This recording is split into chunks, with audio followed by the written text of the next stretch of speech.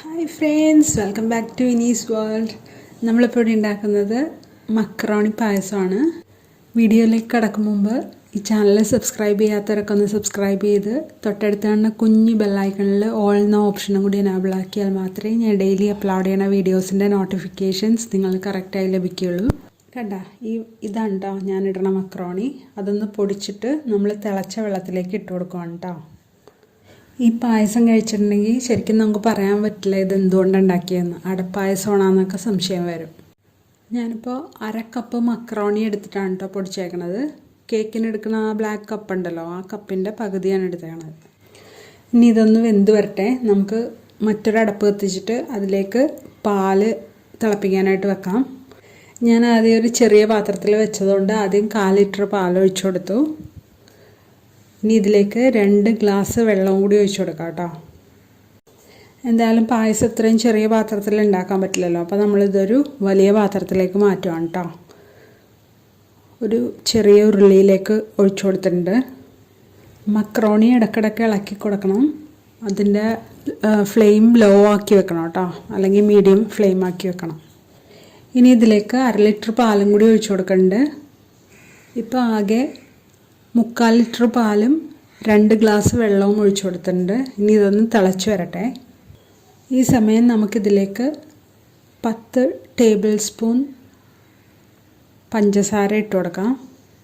നിങ്ങൾക്കിത് വേണമെങ്കിൽ കുറക്കോ കൂട്ടുകയോ ഒക്കെ ചെയ്യാം കേട്ടോ, നിങ്ങളുടെ ഇഷ്ടത്തിനനുസരിച്ച്, നിങ്ങളുടെ ടേസ്റ്റിനനുസരിച്ച്. ഇതിപ്പോൾ ഒരു നോർമൽ മധുരമായിരിക്കും. ഇത് എത്രത്തോളം വറ്റിക്കണമെന്നുള്ളതിനനുസരിച്ചിരിക്കും ഇതിൻ്റെ മധുരം. നമ്മുടെ മക്കറോണി ഇപ്പോൾ ഇവിടെ റെഡിയായി വന്നിട്ടുണ്ട്, വെന്ത് വന്നിട്ടുണ്ട്. ഇതിനധികം വേവൊന്നുമില്ല, കുറച്ച് വേവുള്ളൂ. ഇനി നമുക്കിതൊന്ന് ഊറ്റിയെടുക്കാം കേട്ടോ. ഒരു അരിപ്പയിലേക്ക് ഒഴിച്ചു കൊടുത്തിട്ട് ആ അരിപ്പ അങ്ങനെ തന്നെ ടാപ്പിൻ്റെ അടിയിലേക്ക് കാണിച്ച് അതിൻ്റെ കൊഴുപ്പ് എന്തെങ്കിലും ഉണ്ടെങ്കിൽ പോകാൻ വേണ്ടി നമുക്ക് വെള്ളം ഒഴിച്ച് കഴുകിയെടുക്കാം.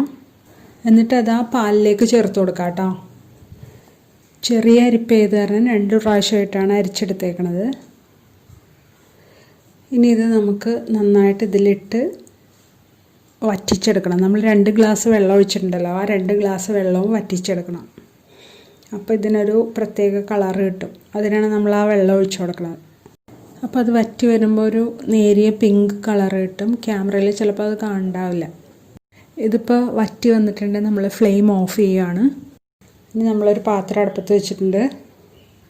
അതിലേക്ക് 1 ടീസ്പൂൺ നെയ്യ് ഒഴിച്ചു കൊടുത്തിട്ടുണ്ട്. മിൽമ നെയ്യാണ് നമ്മൾ ഉപയോഗിച്ചേക്കുന്നത്. ഇതിലേക്ക് കുറച്ച് നട്ട്സും റേസിൻസും ഒക്കെ ഇട്ടൊന്ന് വറുത്തെടുക്കാം. ആദ്യം ഞാൻ റേസിൻസ് കഴുകിയാട്ടോ ഇടണം. അതിൽ പലതരം അഴുക്കൾ ഉണ്ടാവുമല്ലോ ഉണക്കിയെടുക്കുമ്പോൾ. എവിടേക്ക് ഇട്ട് ഉണക്കണേന്ന് അറിയില്ലല്ലോ, അപ്പോൾ കഴുകിയിട്ടാണ് വറക്കണത്. ഇതിപ്പോൾ ബബിളായി വന്നിട്ടുണ്ട്. നമ്മൾ വേറൊരു പാത്രത്തിലേക്ക് ഇത് മാറ്റുവാണേ. ഇനി ഇതിലേക്ക് നട്ട്സ് ഇട്ട് കൊടുക്കാം.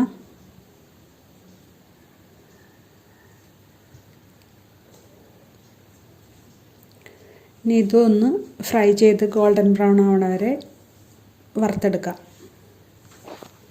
ഇതിപ്പോൾ ആയി വന്നിട്ടുണ്ട്. നമ്മൾ പായസത്തിലേക്ക് ഇട്ട് കൊടുക്കുകയാണ് കേട്ടോ. അത്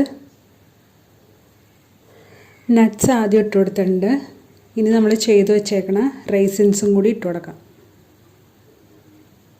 ഇപ്പോൾ നമ്മളുടെ പായസം ഇവിടെ റെഡി ആയിട്ടുണ്ട്. നമുക്ക് 2-3 ഏലക്കയും കൂടി പൊടിച്ചിട്ട് അതിലേക്ക് ഇട്ട് കൊടുക്കാം കേട്ടോ. അപ്പോൾ നല്ലൊരു ഫ്ലേവറും കൂടി കിട്ടും. ഇപ്പോൾ നമ്മുടെ പായസം ഇവിടെ റെഡി ആയിട്ടുണ്ട്. ഇനി നമുക്കിതൊന്ന് സെർവ് ചെയ്യാം. നമ്മളെപ്പോഴും പായസം ഉണ്ടാക്കിക്കഴിഞ്ഞ് കുറച്ച് സമയം കഴിഞ്ഞ് കഴിക്കുമ്പോഴാണ് അതിൻ്റെ ഒരു 2-3 മണിക്കൂർ, ഒരു 4 മണിക്കൂറൊക്കെ കഴിഞ്ഞ് കഴിക്കുമ്പോഴാണ് അതിൻ്റെ ടേസ്റ്റ് കറക്റ്റായിട്ട് അറിയാൻ പറ്റണത്. പക്ഷെ നമ്മളപ്പം തന്നെ കഴിക്കാതെ വേറെ ആരും നമുക്കത്രയും ക്ഷമയൊന്നും ഉണ്ടാവില്ലല്ലോ. പാസ്തയും മക്രോണിയൊക്കെ വീട്ടിലിരിപ്പുണ്ടെങ്കിൽ ഇതുപോലെ ഒന്ന് ഉണ്ടാക്കി നോക്കണേ. എന്നിട്ട് ഫീഡ്ബാക്ക് അറിയിക്കണം കേട്ടോ. ഇതിപ്പോൾ എല്ലാവർക്കും ഇഷ്ടമായി എന്ന് വിചാരിക്കുന്നു. ഇഷ്ടമെങ്കിൽ ലൈക്ക് ചെയ്യാനും കമൻറ്റ് ചെയ്യാനും ഷെയർ ചെയ്യാനും മറക്കല്ലേ. സബ്സ്ക്രൈബ് ചെയ്ത് ബെൽ ബട്ടൺ കൂടി എനേബിൾ ചെയ്യണേ. Thanks for watching.